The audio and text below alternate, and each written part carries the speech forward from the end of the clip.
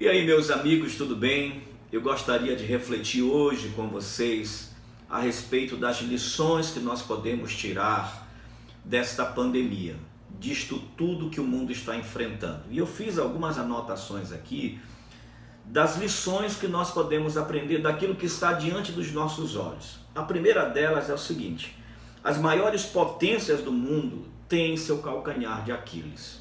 Então, nesse momento, a gente começa a perceber que, por mais que as grandes nações, as grandes potências, e eu digo grande no sentido de poderio bélico, de poderio econômico financeiro, de poderio político, de influência mundial, de poderio intelectual, científico, enfim, que todas estas nações, por mais poderosas que sejam, estão diante de uma situação na qual não sabem muito bem o que fazer. Ou seja, foram afetadas, foram atingidas de maneira cruel por um vírus que está afetando sem procurar perguntar: você é ou não preparado para isso em termos de nação? Ou seja, é esse ponto frágil que a gente começou a perceber e que isso nos assusta, que por maior que seja a nação e mais poderosa que ela seja, ela tem o seu calcanhar de Aquiles, e isso nos causa um certo temor.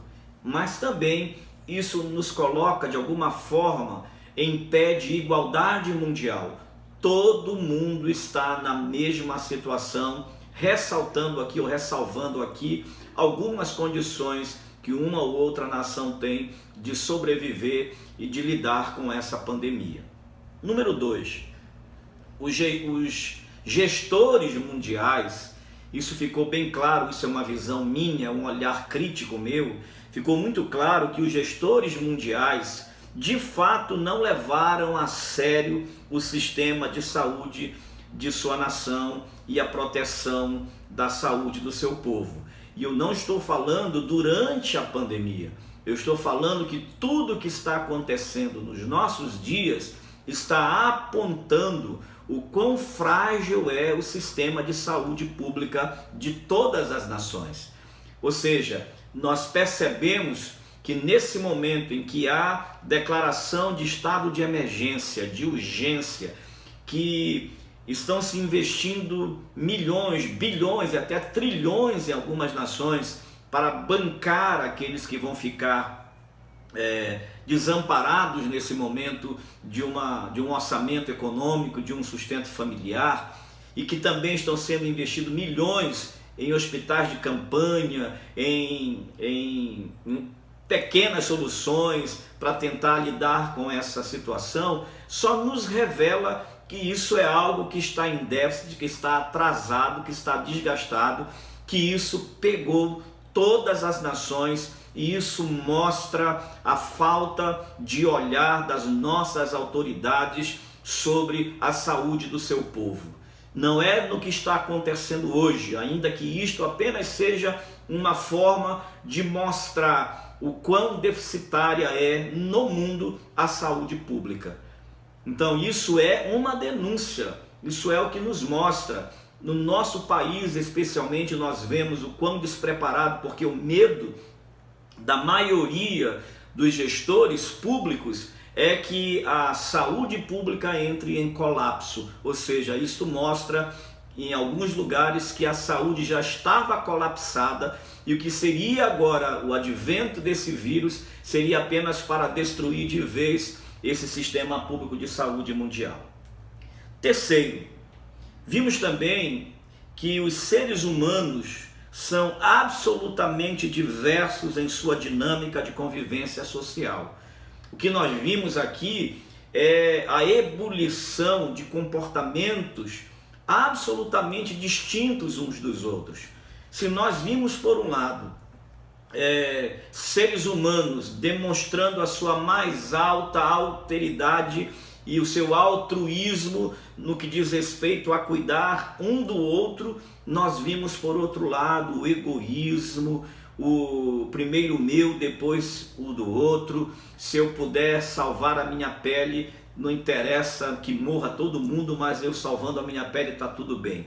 Então nós vimos essa dinâmica. Claro que esperançosamente nós vimos seres humanos fantásticos, né, investindo para o bem do outro, para a vida do outro, para a preservação do outro, para o cuidado com o outro.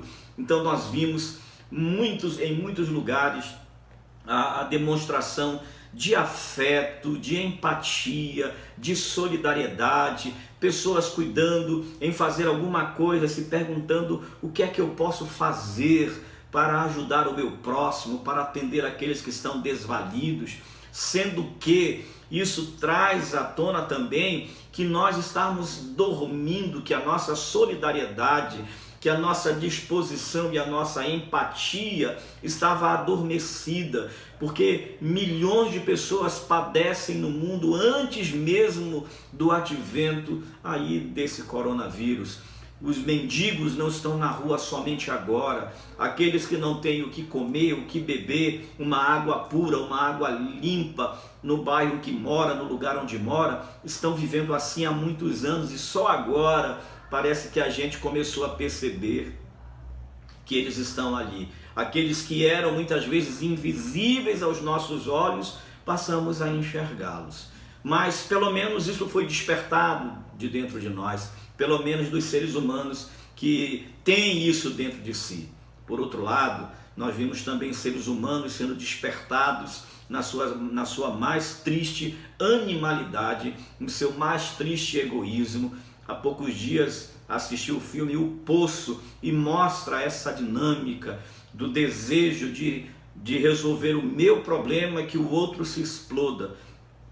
Então nós vemos hoje nas redes sociais uma multidão de gente tentando levar uma palavra de esperança, tentando levar uma palavra de conforto, de ânimo para as pessoas, e um outro grupo detonando, levando palavras destruidoras, destruindo a reputação dos outros. Então nós vemos essa dinâmica do ser humano de maneira muito clara diante de nós.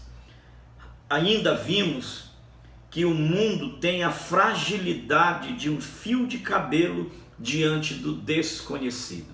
Ou seja, o mundo, que pode parecer, em se tratando de superpotências, de grandes nações e da grande economia mundial, nós vimos a fragilidade do mundo. O mundo é frágil. Um vírus está colocando em pânico a humanidade. O vírus está levando grandes pensadores, grandes cientistas a olharem para os seus objetos de estudos e descobrirem o quão distante nós estamos de conhecer os mistérios mais profundos deste mundo. Então o mundo é frágil e por causa dessa fragilidade o mundo pode ser destruído num abrir e fechar de olhos. Isso se tornou real diante dos nossos olhos. E para encerrar, em quinto lugar, nós não podemos sustentar a nossa existência sem a fé. É claro que nós precisamos da ciência e, consequentemente, nós precisamos dos cientistas, das suas descobertas, do seu conhecimento, da sua competência. Cada cientista de qualquer área, seja da área da genética, da biologia, da química, da física, da economia, da matemática, seja de qual área, todos são bem-vindos para tentar nos ajudar a compreender todos esses fenômenos que nos cercam. Mas nós não podemos prescindir da fé, não podemos abrir mão da fé. Nós precisamos entender que a fé tem uma ação motivadora de existência para o ser humano. E eu não estou falando aqui de fé no sentido religioso, não estou falando aqui de fé no sentido de estar encaixotado dentro de um ambiente religioso. Eu estou falando que a gente precisa crer que existe algo que está acima da nossa compreensão, acima do nosso entendimento, acima do nosso alcance, no sentido de dissecar, de explicar. Para mim, para minha fé, Isto que está acima da minha compreensão é Deus. Deus é real, Deus é vivo, Deus é que governa o universo. E eu preciso acreditar que Ele não perdeu o controle das coisas, que Ele não está sem saber o que fazer, e que eu posso chegar a Ele e Ele pode vir a mim para me dar tudo aquilo que eu necessito para lidar com todas essas situações. E acima disso, Ele pode encher o meu coração de esperança, de que se um dia tudo aqui acabar, eu tenho algo para viver depois disso. Deus abençoe sua vida, tenha fé, acredite que tudo isso vai passar, porque Deus não perdeu o controle do mundo. Deus abençoe sua vida.